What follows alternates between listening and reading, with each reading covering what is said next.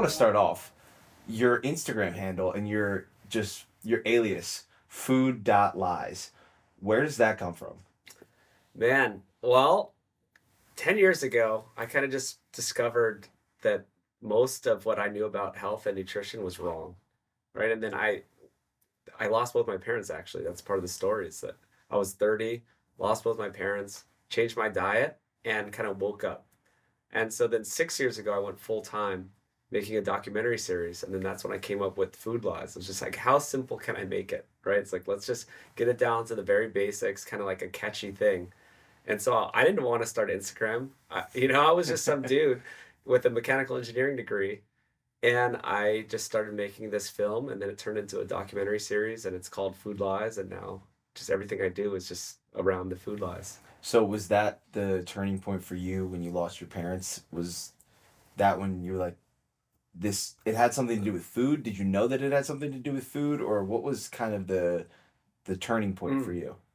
Yeah, it's also a turning point when he turned 30. So that's part of the story is my own journey. It's that I turned 30 and people kind of I know thought you were like 28. I'm 40. You I'm look great, 40. bro. I'm You look 40. great. Thank you. Yeah. Uh, Around 30, you can not eat whatever you want anymore, that type of thing. So you kind of wake up, right? Like, oh man, I'm 30 now.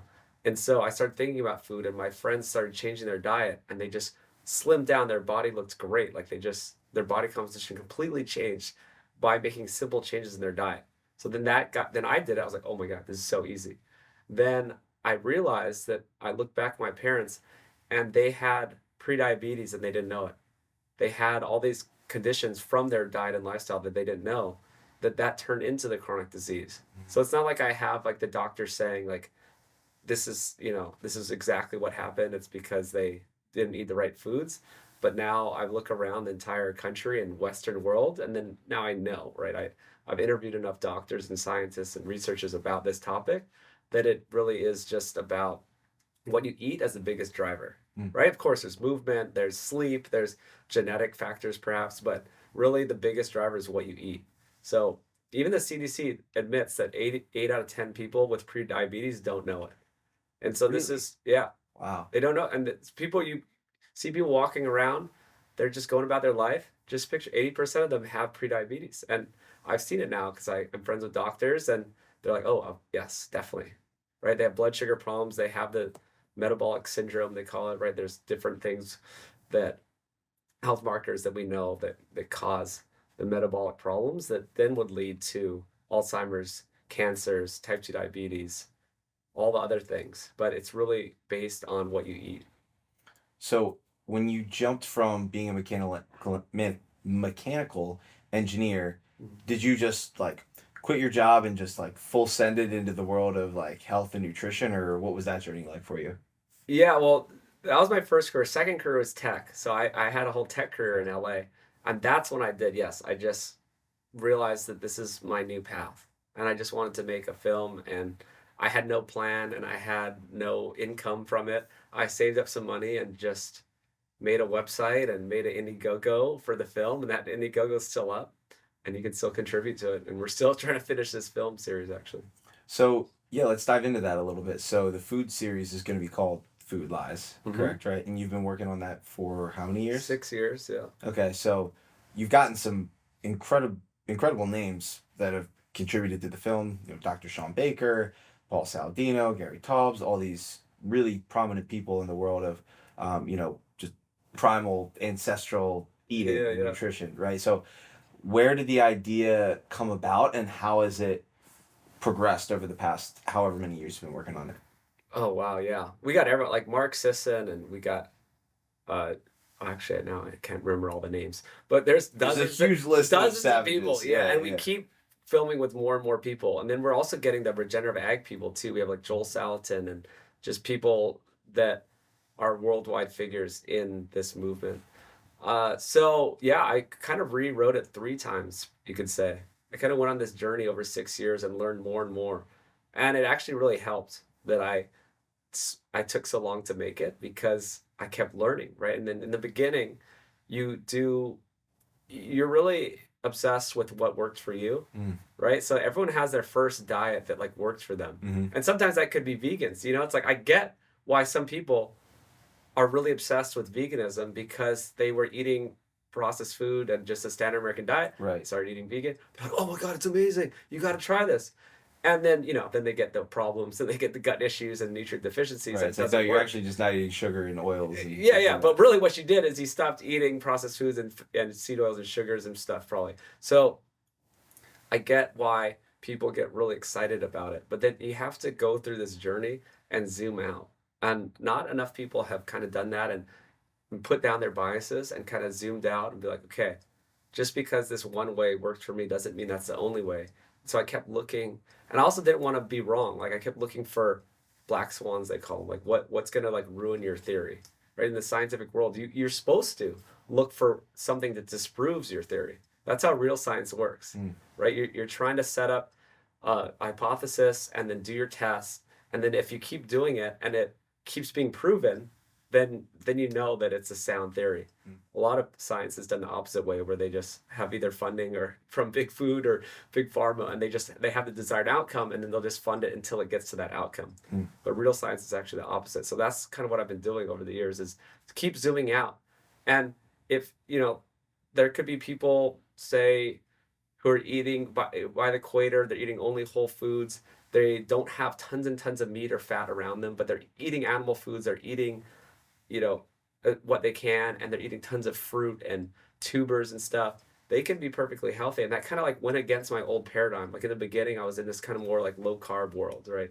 This is like 10 years ago to 6 years ago. It's like, this is the way. It's like carbs are going to make you fat, right? And then you kind of go along the journey. You're like, wait a second, but this population, they're eating super high carb diet, but they're eating zero seed oils, zero sugar, added sugars, refined grains. They're not eating into processed foods, and they're fine.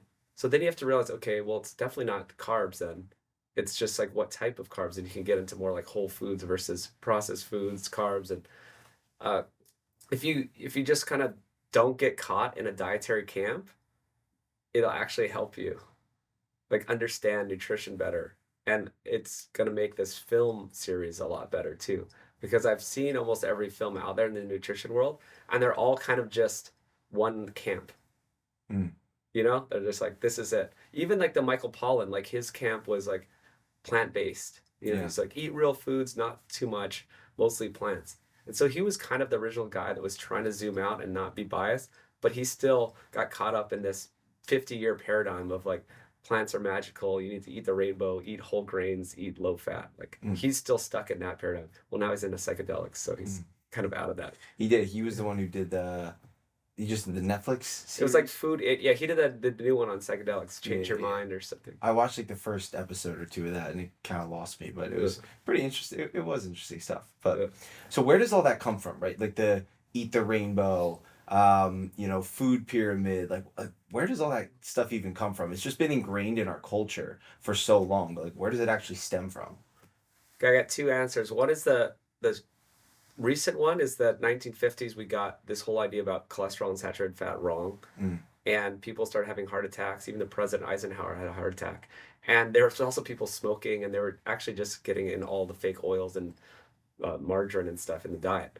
So it kind of makes sense that it was that and more processed foods and smoking, but they blamed it on fat. They blamed it on saturated fat and cholesterol. They just made some mistakes, and that kind of just opened up the door. I think looking back now, I think it was kind of driven by certain interests, because now you have this whole food industry based on processed foods and low fat and all that. It's like if you don't make any money on whole foods. You don't make money selling meat. I have a meat company called Nose to Tail, and I don't make any money. Can ask Matt. No, I know we're like, oh man, we need a better business plan than just selling meat, because it's not a big money maker. You know what I mean? There's not a profit margin on the meat. Then why do you keep doing it? Because I believe in it, and I believe in regenerative agriculture, and I think we'll find some other, like we do beef tallow body care, right? Then you I can put make it in my hair. I use skin food. I use hair hold. It's great. I love it. See, that has a little bit more of a profit margin, because it's like we actually have to do some processing. It's called value add. We add. So I quickly understood how the world works once I started Nose to Tail. So most of the money goes to the the farmer, the ranchers, and like getting it to people and all the thing. There's not a profit margin. Processed foods, box of cereal. I think the box costs more than the cereal. So it's like, okay, it's like a $5 or $6 box of cereal. It's like 4 cents of cheap subsidized grains and sugar and just whatever. And huge profit margins. So now they do all the marketing, right? Nonstop marketing. Oh, eat your breakfast cereal, get kids and like get them early. Like Tony the Tiger, get your cereal, blah, blah, blah, right? Huge marketing push. They do studies. Oh, cereal's good for you. This is great. You need your whole grains. Then they also do huge lobbying. Keep the subsidies for grains. So there's these, it's like, if you're making billions of dollars, which they are, Kraft Foods, Nestle, Mondelez, the hugest food companies in the world are making billions and billions of dollars. They can continue this message of doing the studies, doing the lobbying, doing the marketing because of the high profit margin on basically cheap, like sugary, carby foods, right? So that's why that's one reason why we are where we are today. So there's a big money in also the subsidy of the grains and the corn, wheat, and soy in the U.S. And it's just big money. It's big industry. Yeah. And then also, if you want to go deeper into human history, which I love to do, I'm all for it. Let's do it. We have this idea. It's kind of there's a fallback diet. So humans thrive on animal foods. And this is kind of just basic biology. You look at the protein, the fat. It's the bioavailable fat and protein that we can use. And plant foods are secondary. They're not as good, right?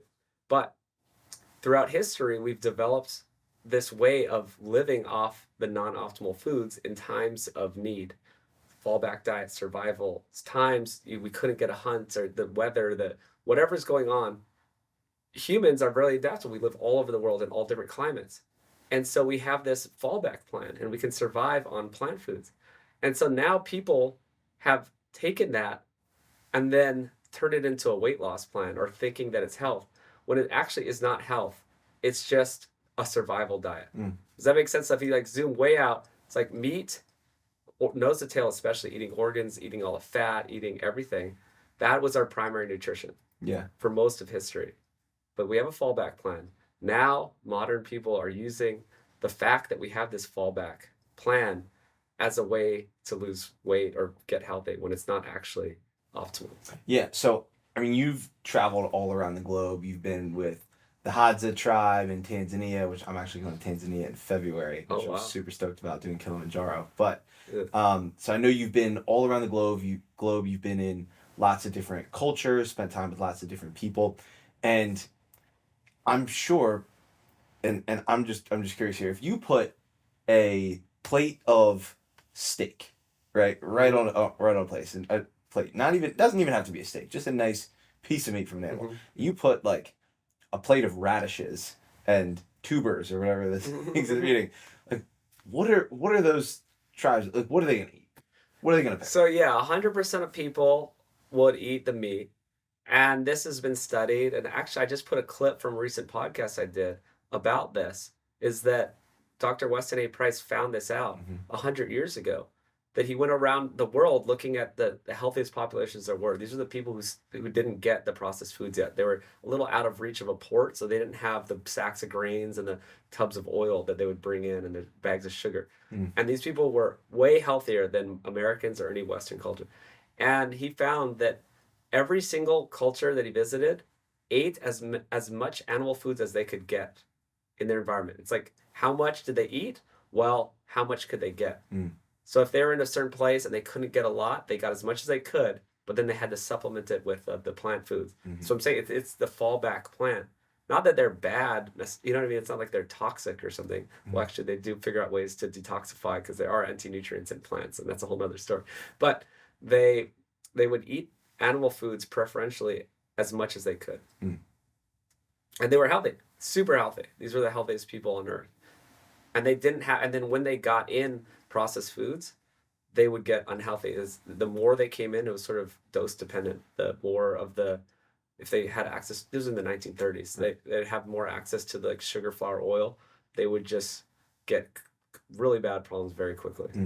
Yeah, so let's backtrack a little bit to your story. And when you were in your 30s, realized that you had to make a change. I'm assuming you were on the standard American diet. Your parents had just passed away. You were like, man, I got to get myself in shape. What were the few things that you did? You said, oh, this is pretty easy. You know, what were the few things that you did at that point? So I actually was on the food pyramid. I wasn't standard American, I consider like a lot worse. Okay. Right? Standard American diet is just people eating kind of junk food and just like being completely like they have no thoughts Right. So, about. so you were following I was intentional. Like I was doing the Okay. food pyramid, and my family grew up on it. That's why I'm so into this, is because they were doing it right. Like they were eating the whole grains. We were eating low fat. We were avoiding red meat. We were doing exactly what the food pyramid said, and they just slowly got sicker and sicker. And it's not like they were obese. It's just they were the standard American. You just get a little bit of a belly. It's like really you're just filling up with visceral fat Mm. inside that belly too, and you're getting the metabolic problems, getting the blood sugar problems, and no one told them. And it's just because I think of this, the food pyramid is just wrong. So I was eating this way as well. I remember meal prepping. I would be making like whole grain or like what's it called? Whole wheat bread sandwiches with turkey and lettuce and tomato and like carrots and low fat dressing. Eating this for lunch and then eating brown rice and chicken and broccoli for dinner and just doing all these things, avoiding red meat, low fat, the whole thing. And I was just like 20 pounds heavier of fat, just pure fat, maybe 25 pounds. And I read Mark Sisson's book, The Mm. Primal Blueprint, and just was like, oh, okay, well, I'm just going to cut out the same three ingredients. It's just sugar, flour, oil, right? It's just vegetable, seed oil, added sugar, refined grains. Cut those out, and I started eating more meat. I was like, okay, red meat's good. Oh, wow. And this was 10 years ago, and my whole life changed. It was so easy. Like my entire body just completely changed. So that was it. That's why I'm like, this is so easy. This is what foods I want to eat. I want to eat red meat and eggs, and I don't want to eat whole grain bread. It was funny. I interviewed a woman named Allie Miller last week, and she's really into the whole ancestral eating thing as well. And she dove back into like the reason why we were told to eat like 8 to 11 slices of bread each day was because it was during World War II and we were too thin to fight. So they Mm. had to come up with these sort of dietary guidelines that were going to fatten us up essentially so that we were going to be able to fight in the war. Whereas now it's like we're too fat to fight, we have the complete opposite problem. So it's just so crazy how like certain points in history and certain points in our life have really like this propaganda has dictated the way that we are eating, the way that we're living. Yes, there's a big story of just like calories. If we can get into calories too, because Please, that's yeah. kind of what happened. Is one of the biggest mistakes ever was that we just thought all calories were the same. So that's kind of what happened. They're like, okay, well, we have an abundance of corn, wheat, and soy, and we have bread, and yes, we just need these guys to bulk up. Let's just give them more calories. And that's kind of just a short term, just not very advanced way of looking at things. And it can work in the short term, but they didn't understand the long term consequences. And that's also what I push back against the calorie bros online is that, yeah, in the short term, of course, you can just cut calories arbitrarily and create a calorie deficit and lose weight. But that doesn't mean you're going to have long term health. That doesn't really mean anything.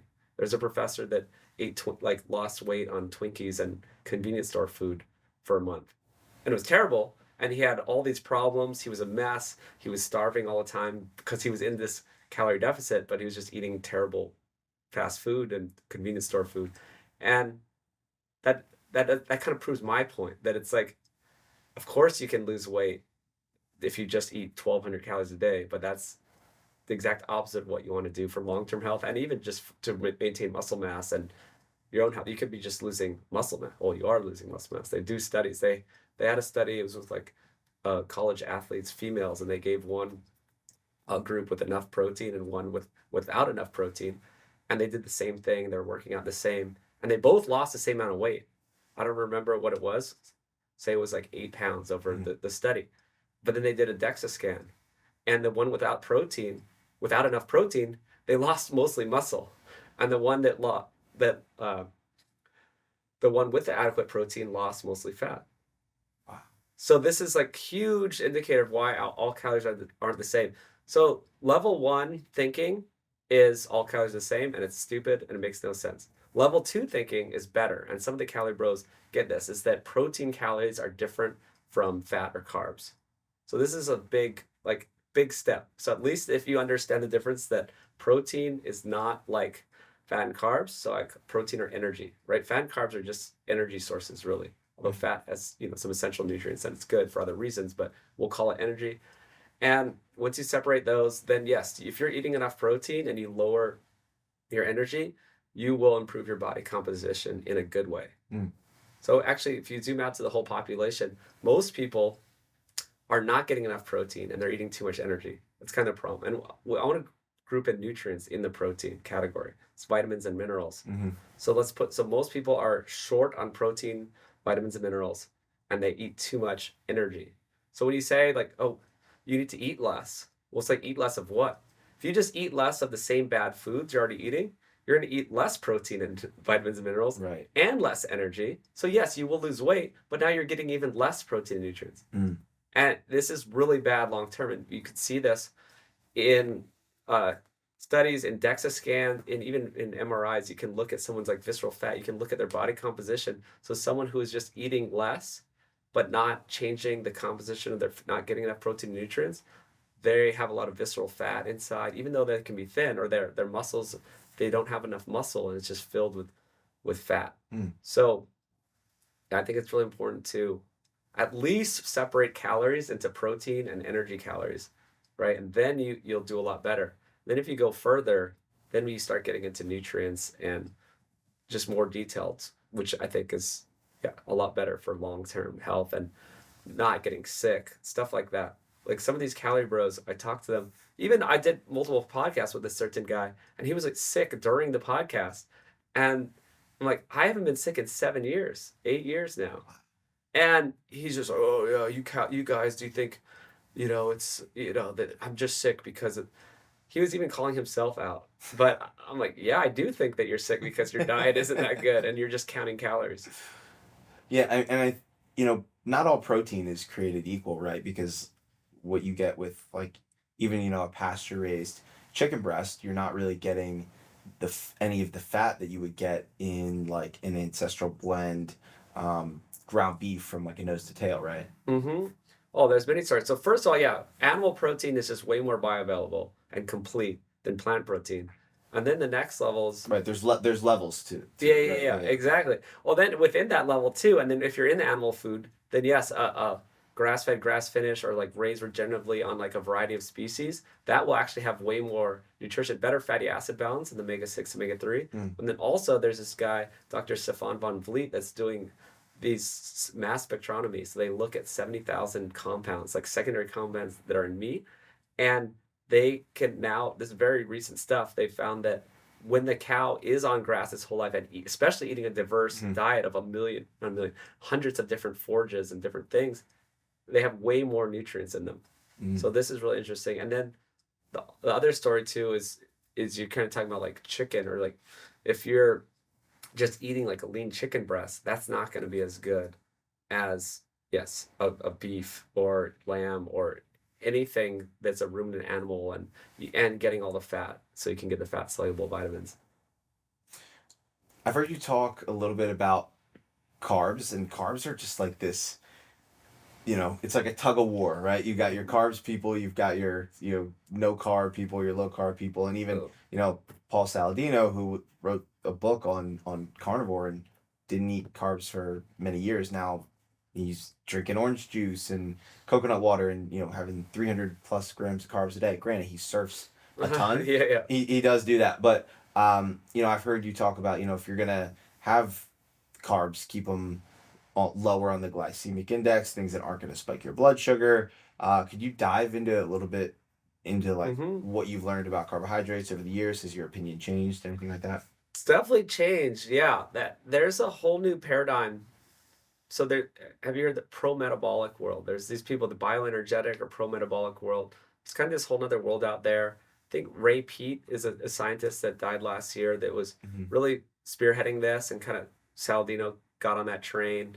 And yes, if you're eating correctly, the first thing is eating appropriately and correctly and eating whole foods. Then you can go different directions and carbs would not be a problem. So if you're eating saturated fats and animal protein, right? This is the core. You're getting nutrients. You're eating nose to tail. Hopefully, you're eating some organs. You're eating, uh, you're avoiding seed oils. You're avoiding like refined grains. That's your core. Then you can kind of go more keto, or you could go more pro-metabolic, and you're going to be okay. Mm. This is what I've never heard anyone talk about ever, is that you can be going different directions and still be fine. Yeah, Saladino, that's a way to go. Absolutely. I'm going more that direction as well. I've been eating a lot more fruit. I've been eating sweet potatoes, some white rice. I'm not on the orange juice train. That's like the next level of like, maybe if you're surfing all day, I just don't think it's that great to be guzzling orange juice. You're talking about blood sugar. I mean, that'll raise your blood sugar really quickly. Mm-hmm. So, I mean, there's even guys like Dr. James D. Nicolantonio. He talks about like he'll have orange juice as well, but it's kind of strategically timed around his workouts though too. yeah. There's a lot of context to it, and yeah, Dr. James is great. I would prefer like he's kind of like guys like James and Paul. They're like the Olympic athlete. I mean, if you're thinking of like the levels, Yeah. they're up there with their nutrition, right? They're like really dialed in. They're doing all the right things. You're talking to 99% of people, they're not dialed in like that.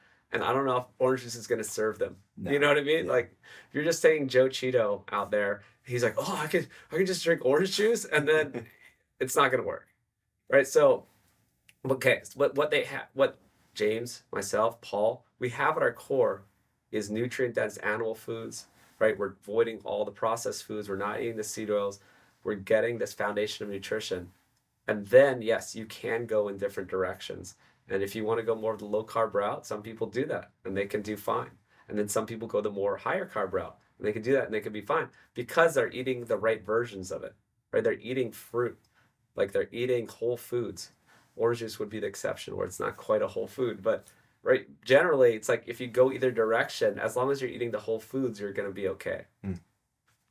So I want to dive into a little bit more about the food lies and the documentary, right? So it's a 6-part series. The way that you are laying it out, the way that in which you're structuring it out, I assume it's going to be kind of like a journey, kind of like an introduction at the beginning and then just it all making sense toward the end of it. So how not to give away too much because obviously I want when it comes out. I'm gonna give it away. Okay, all right. I would love to just dive into like how you've structured it and what like the ultimate goal as a listener. So for somebody listening to this, like what kind of mindset they should go into it with and what they can expect to see when watching it.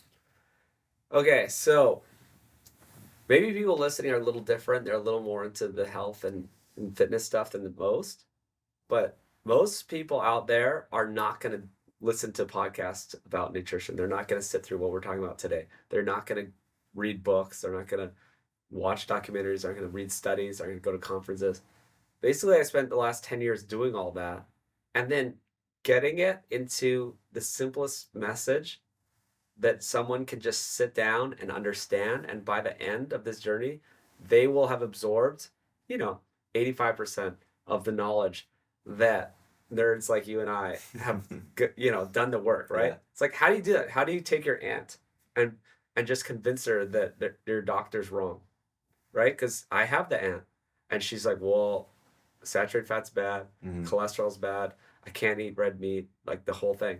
And no matter what you tell her, she's not going to change her mind. So it's my 6-year journey making the film. It takes so long. It's because how do you get all of that across to someone and give them all the studies, all the stories that they need to get them to the point where like, the aha moment, like, oh my God. Yeah. This makes so much sense. Of course, our modern sick care industry is wrong. Big food is wrong. Of course, we have to follow the ancestral principles. Like all animals on Earth have a species appropriate diet, and this is how they thrive. It's very clear. And when they get off it, they get sick. Like a dog, the only species that get sick are humans or fed by humans, right? With our processed food. Like dogs can get diabetes and get overweight because we give them the wrong food. Right. Like dogs need like nose to tail animal foods as the bulk of their diet. And we're giving them like kibble. right? It's kind of what humans eat, is we just eat kibble. It's like all processed foods is just human kibble. Or any other animals like raccoons or something that get, the only sick animals are the ones that will like go through dumpsters and eat human food. Mm. It's pretty wild. So we have a species appropriate diet. We know what it is. It's animal-based nutrition plus whole foods. That's it. Like all around the world, all it is animal-based nutrition at its core plus whole foods. Like I said, it just matters of what you have access to, what ratio of animal to plant you're going to eat. Mm. If you have more animal foods, people always eat more and they're healthier. And if you have less plant animal foods, you eat more whole foods, but you're still okay because you're eating whole foods. So we all have this species appropriate diet. And we're just taking 6 episodes to tell this story. So we're going back to the beginning of time in human history and showing why our stomach have evolved, our gut has changed, how our brain is developed because of animal foods, and why we require this nutrient-dense source of nutrition, and how our stomach acid tells us that we ate animal foods for all of history. Right? So we have to take these people along the journey, and then it's what happened in the agricultural revolution, like where did we go wrong and how we started to become unhealthy. We talk about the Weston Price story, right? And how he went around the world 100 years ago and figured this stuff out. It's very clear that when the processed foods come in, people get unhealthy. Then we go through the bad science of the last 70 years. I talked about the 1950s and we got all this wrong. Then we talk about the new science that shows, hey, we actually are proving this out, that saturated fat is not bad, cholesterol you eat is not bad, right? So there are some new studies that show this, but no one knows about them in the mainstream. So we're going to show all the new science, and then we kind of synthesize like how to make up a healthy diet from a broad perspective, right? There's no one way of eating, but it's, animal-based foods as a foundation, and then whole foods, and teach people about that. And then we end with the regenerative ag story. It's like, well, how do we do this? I thought, the mainstream says this is bad for the planet. So we have an entire episode 6 on the environment and ethics, and talking about, well, actually, if you raised animals properly, or just even how we used to 100 years ago, it can be perfectly fine for the environment, or even help the soil. People might know about regenerative ag and how it actually builds soil health and does good things instead of just take. Mm. So So do you think getting people to eat more animal products is the most prominent thing, or getting them to eat, regenerative meat, raw dairy? Because that's a huge jump for a lot of people. And, our mutual friend, mutual friends Brett and Harry from the Meat Mafia, and like, even Dr. Sean Baker, I had him on last week, and he talked about it's less about that and more about, ultimately, yes, you want to get to that, yeah. but in order to get people eating animal meats and dairy, like, it's going from maybe just to that factory farmed meat and like the regular dairy. So what's your take on that? I'm in that camp of, yes, that we need to get people just off the processed foods, and they need to eat what they can afford. And it's not an easy journey. I was on this whole journey. It wasn't like I woke up 6 or 10 years ago and all of a sudden I'm like at a ranch just buying organs. I'm just like drinking raw milk like the first day. Like that certainly didn't happen. Straight out of the udder. No, man. I did in Costa Rica recently, actually. Yeah. Oh, that's awesome. Yeah, it was warm. It's kind of off-putting though. It's too warm straight out of the udder. I want to let it cool down a little. All right. Yeah, it's a journey. People can get there. It's like step 1. It's like get the seed oils, added sugar, refined grains out of your diet. We call them the SAD 3. It's like what makes up a SAD diet. People know standard American diet, SAD diet. These are the SAD 3. These ingredients. It's seed oils, added sugars, deficient grains. We call them, because refined, deficient. They're sort of, get rid of all the good stuff. Even though I don't want to eat whole grains in the first place, but if you get people off of those things, and then they can start moving towards that. It's kind of like the end game is to be that person just with the raw milk, visiting the ranch, going to the farmer's market. And we just need to move people along that journey. And I got all my health improvements without doing that initially. When I talk about like the 10 years when I first started, that first year, I was just going to Costco or going to wherever and getting just whatever meat and eggs I could get my hands on. Mm-hmm. and I had all the improvements. Wow. Right? I felt amazing. Like my entire life changed. So that kind of took you from bad to good, and then there's like, And then you can optimize from there. And then okay. you go along the journey, and then yes, then you dial it in. And then yeah, I absolutely want people like now like I can't eat any eggs but the good eggs. Right. Right? The pasture raised, like orange yolks, like really nutrient dense eggs. But you got to get there. Do you think that we'll ever get to a place where it is only like regenerative raised beef, it is only pasture raised eggs, or because I mean we all can agree that like the way that those chickens that you can get the Mm. 60 pack for $3 at the store, Oh, it's or wild. Yeah. you've been around the world, like we've seen all the documentaries. It's obviously it's not great for the animals, it's not great for the environment. We obviously want to transition all farms into regenerative farms and whatnot, but do you think that there is still a benefit to having it so that people who might not have Mm. the ability to buy that $12 per pound ground beef, or the $7 dozen of eggs, is still able to get those products? Yeah. Yeah. Well, there's got to at least be a transition period to get to this system. It's kind of a pie in the sky dream that we could do everything regeneratively and do it right. It's theoretically possible, I think. I think there's enough land to do it. Hmm. Like I've done some like kind of loose math, and if we didn't have all these fields of corn, wheat, and soy, I mean, you've flown over the country and looked down. There's a lot of land out there, So right? much. Yeah, just imagine if we use that land for animals. We didn't just we could do they move around. It's not like you have to have every square foot of land filled with animals, right? They do move around and they do help, and you can grow crops on the land when the animals aren't there, and there's holistic management and ways to grow them together. So there actually is enough land, especially if you get rid of all the corn, wheat, and soy. But I mean, it doesn't. I don't think it's ever going to be that. And I do think it is helpful for people to be able to afford. There's always going to be lower income people that are going to need the eggs that are $2 a dozen.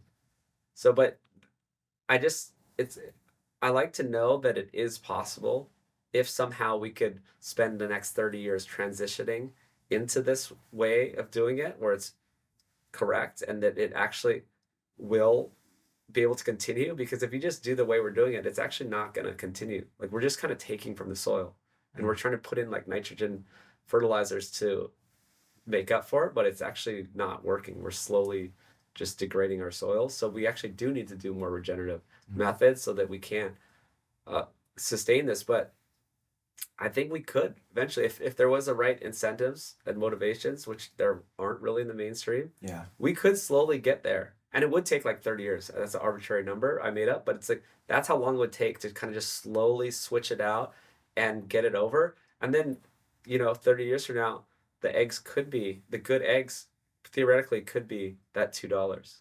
Hmm.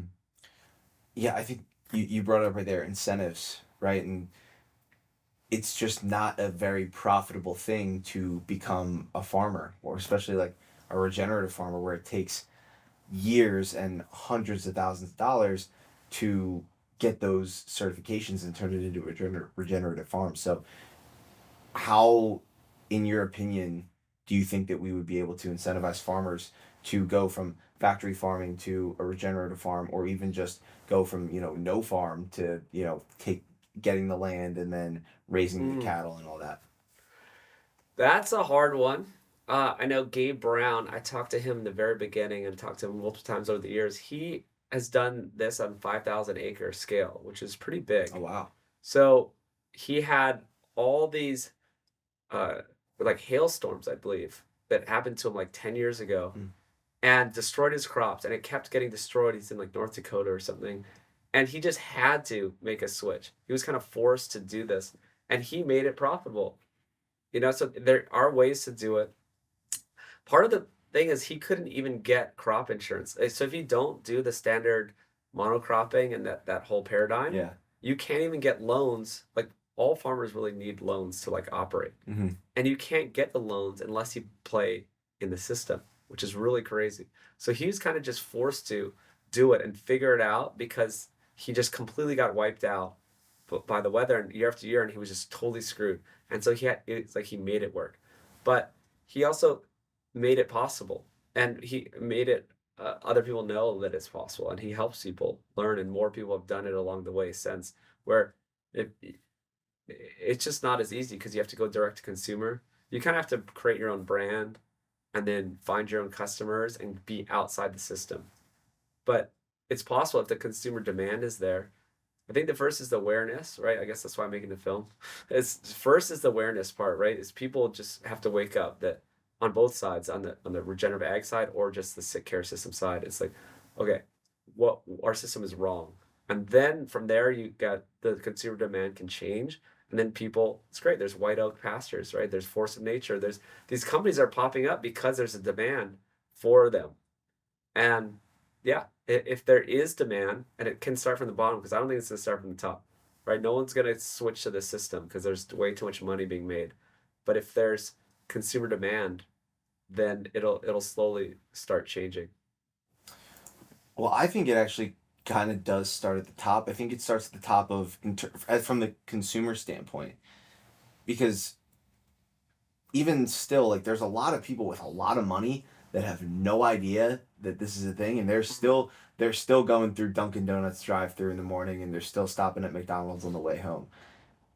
We need to vote. In my opinion, I think we need to vote with our dollar from the top down, and then eventually, like, there will be more demand, so it'll drive the price down. It'll be more available for people who might come from like a lower income household. Does Oh that no, make yeah, sense? well, that's still to me that is the bottom. It's the people. The Okay. people are the bottom. So yes, but you're saying that the wealth of the people would be the top. So yes. So I guess that's the best way to do it is the wealthiest of the common folks, right? Yes. Because I'm saying the top. I mean, Nestle and Kraft Foods are not going to do it. No. Like Big Pharma is They have not a going to bottom do line to hit. it. Yeah, but if they're people, it's kind of like Tesla. He initially sold these like supercars, these like just two-door little coupes for like super high prices, and then eventually it got to the Model 3 that everyone, well, not everyone, but a lot of people could afford. Mm-hmm. So that's yes, that is one way to do it too. So you get the people, or even people investing in it, people with some money that would just start investing in this. Yeah, that's interesting because I just recently started partnering up with a really awesome regenerative ranch out in California, Perennial Pastures, Mm-hmm. and they're raising money right now from like VCs, and they have a whole team behind them, and it's turning into like a legit business, Mm. and it's really really cool to see. And I'm wondering how we could almost like incentivize the people of like, oh, like, you or me, like, we could invest into the regenerative farm. Who knows if and when we'll ever see like a significant return, but Mm-hmm. that kind of incentivizes us to then like at least continue to spread the word about it, share it, and things like that. So I mean, do you see there being an opportunity or a way for like the common person to get involved in something like that, like investing into a regenerative farm? Like, do you see that being something sustainable in the future? I've thought a lot about that, and I almost was gonna buy another regenerative ranch, and I kind of opened it up a bit to my crowd, and it's like, who wants to invest in this? So I that might be the only way to do it, but it also kind of didn't work out, and it's also not yeah, it's not easy. I think there could be something. I'm not like super into the crypto world. I mean, Bitcoin is kind of different than crypto as well, where uh, but some of that blockchain stuff could be possible where yes, you could get people behind a project and then they could own shares in it. Mm. So that's a possibility. Yeah, I think that it has to kind of be done by the people because other interests aren't going to do it. Mm.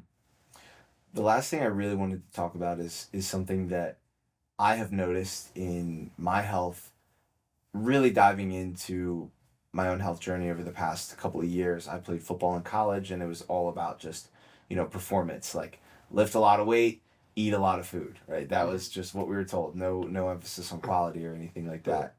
And then, you know, COVID happened, and I started the podcast. I started interviewing a lot of people in the health and wellness world, and I was like, wow, like, there's such a difference between like health and longevity and aesthetics and performance, and like it's vastly different. But overall health and longevity being the most important. And I wore a Whoop for a year. I don't wear it anymore, but measuring my HRV and my recovery and things like that, there was one thing that always, like, I would always wake up with like a good recovery, was when I would spend time with people, Mm. and I know there's the Blue Zone documentaries, and I know Hmm. that's I think that's, we can touch on that, but I think that's a whole nother conversation. Hmm. But the one thing that like remains true for all of them in my research of it is that they all like sit down together, like share meals together, spend time together. Like that's such a huge part of their culture, and something that is lost in our society today. And you started the Sapien Center down here in Austin. Last week we were at Matt and Johnny and Jake's, and we were grilling steaks under over the fire and under the stars, and it was a beautiful thing. So in all of your travels, is that something that you've also seen in some of the tribes and some of the countries that you spent time with? It could be one of the most important things of all time.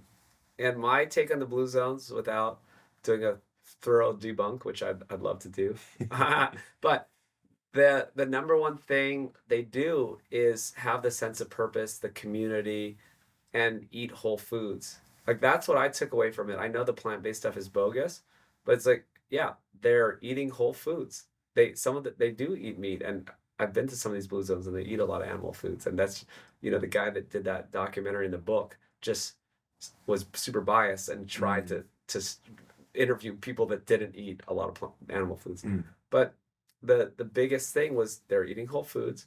They had a sense of purpose through life, and they had this big community around them, and the movement too. Yeah. So that's, of course you're going to do well with that.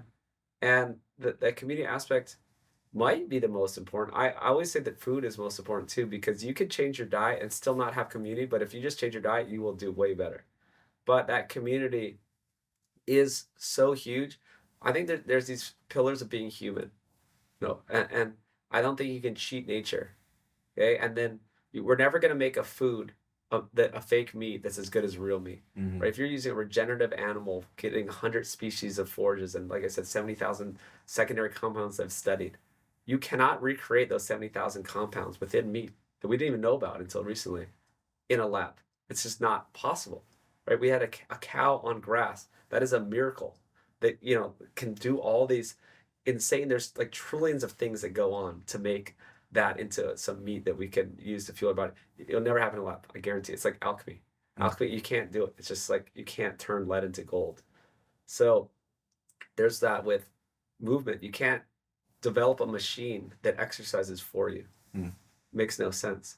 It's like, oh yeah, that we built this machine and it lifts for you. I'm like, well, the whole point is that you have to do the work. Right, Like if it does the work for you, you're not going to get stronger. right. And then there's sun. It's not like you can capture sun in a pill. You can take vitamin D3 with K2, and in the winter, and if you're in northern latitudes, do that. But it's not going to actually replicate the sun. Or you're not getting all the things that you can get from going outside. And the fourth kind of big pillar of being human, you can't cheat nature. You can cheat nature, like you can fly an airplane. That's cheating nature, right? But that's not one of the pillars of being human, right? That's just helping us get around faster and easier.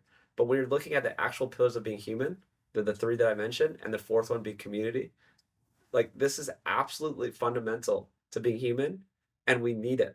And we can't survive without it, and you will not thrive the same way without it, and you can't cheat it. And yeah, the community was what you asked about, and it's probably what we're missing the most in modern society. And yeah, that's why I built the Sapien Center. And uh, third places is another concept that people may have heard of. It's like back in the day, we had a third place before. It's your home and then your work, and then your third place used to be like a town square or like a pub. Now it's just like people getting wasted. Like that wasn't what a pub used to be. It's just like a place to socialize, and we don't have that anymore. So I think Saving Center was kind of a third place that I wanted to build because it is the most important part. And if I could do one more thing, I don't know if we're trying to end here, but I did a thought experiment, and I try to offer people this thought experiment. If you had all the money in the world and money didn't matter, what, like, describe your perfect Wednesday. Mhm. Okay, just a Wednesday, not like, oh, your birthday, and it's like, oh, I want to like be on a yacht and do all this stuff. But just what's your perfect Wednesday? For all the money in the world. Like, okay, well, I'd wake up with an alarm. I'd work on something that I enjoy. I'd eat a lunch with friends. I'd go play some sports, play some beach volleyball with some friends. I would go to that campfire you talked about our Saturday. I would go cook meat over fire with my friends and go to sleep. That all cost $0, right? That my perfect Wednesday, if I had $1 trillion, would cost nothing. It would just be with people, right? It's a community aspect. Like, so then I realized it's like, oh wait, I don't have to make money, and have these like insane goals. It's like you can live how you want now if you just have people around you, right, that have the shared values and believe in the same thing you do, and that's what they have in the blue zones, and that's kind of what we had throughout history. It's we all came from people in small tribes that gathered around a fire and shared stories and meat, and that's why we did well. So yes. You have a lot of cool projects that you're working on. You've got the Sapien Center, you've got, a top podcast, you've got Food Lies, obviously.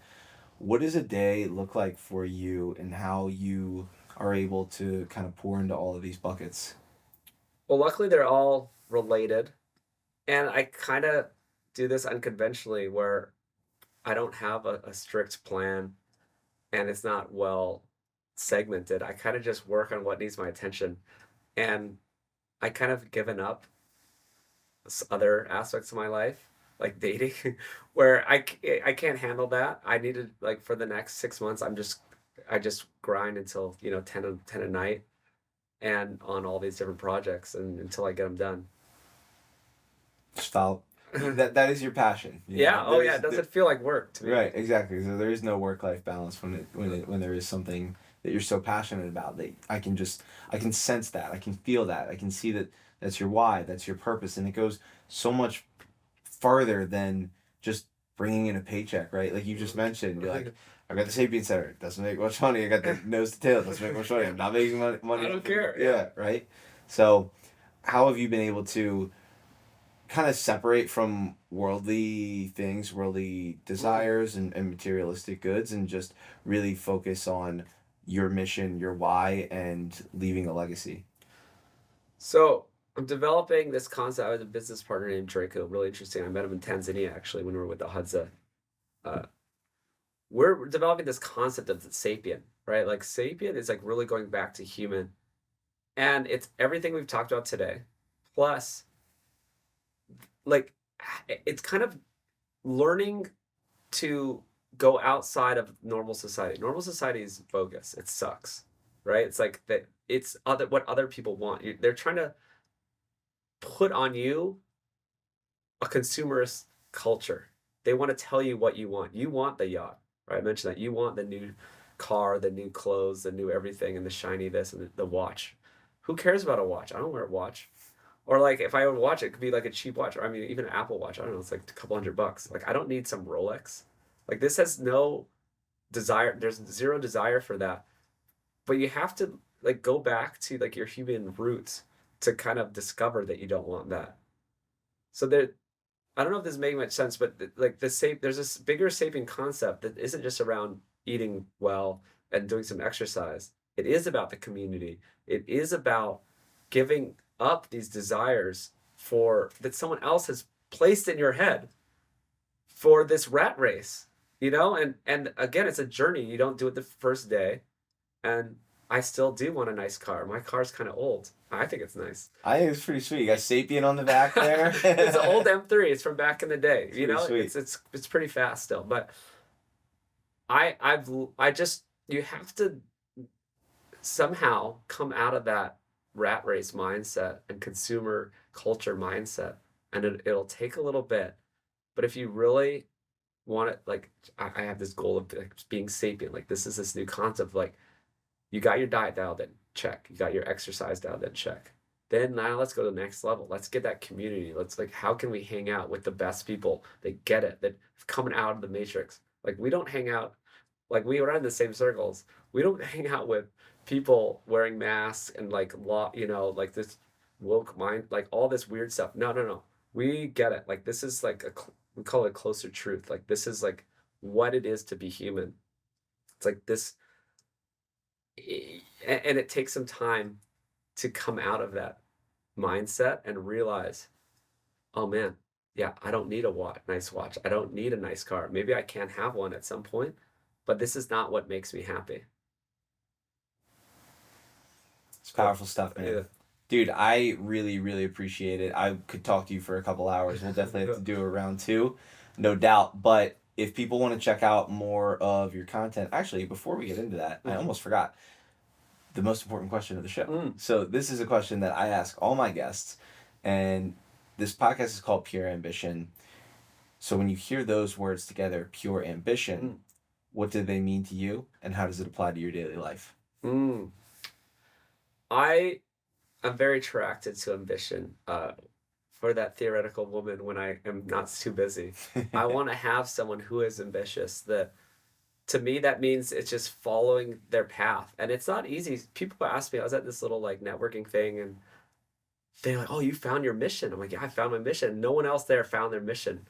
You know, they are just working a normal job or something. And it's not easy. And I'm so glad that I did, but it's following, finding your true purpose in life is not easy, but when you find it, it's super powerful. So yeah, that's just what I think of. The pure ambition is just searching for that where it doesn't feel like work, where you can find that calling and you just wakes you up in the morning and you can do it until you go to sleep.